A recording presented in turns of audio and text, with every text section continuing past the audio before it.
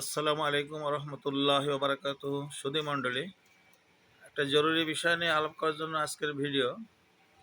Sir Samuel Hahnemann, Mahatma Hahnemann, যিনি জার্মানির doctor এবং উনি ছিলেন এফআরসিএস, তৎকালীন দিগ্বিজয়ী ডাক্তার, অ্যালোপ্যাথি ডক্টর।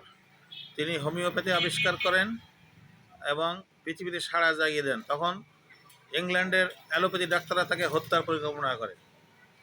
এই হোমিও জনক স্যামুয়েল হ্যানিম্যান, মহাত্মা হ্যানিম্যান, উনি জগৎকে হোমিওপ্যাথি উপহার দিয়ে গেছেন এবং শেষ জীবনে উনি ইসলামের ছায়াতলে আশ্রয় নিয়ে তিনি মুসলমান হয়ে ইন্তেকাল করেছেন। এই জন্য ইহুদি খ্রিস্টান জগৎ তাকে হাইলাইট করে নাই। তো আমি যেটা মূল কথা বলবো, আপনারা অ্যালোপ্যাথি ছেড়ে হোমিওতে আসুন। কারণ হলো, আমি বিগত 40 থেকে 50 বছর দেখেছি যারা বিভিন্ন ধরনের অ্যালোপ্যাথি ওষুধ খেয়েছেন, তারা কিডনি ফেলিওর, হার্ট ফেলিওর সহ বিভিন্ন রোগে মারা গেছেন। আমি এখনও মারা যাইনি, সুস্থ আছি আল্লাহর রহমতে।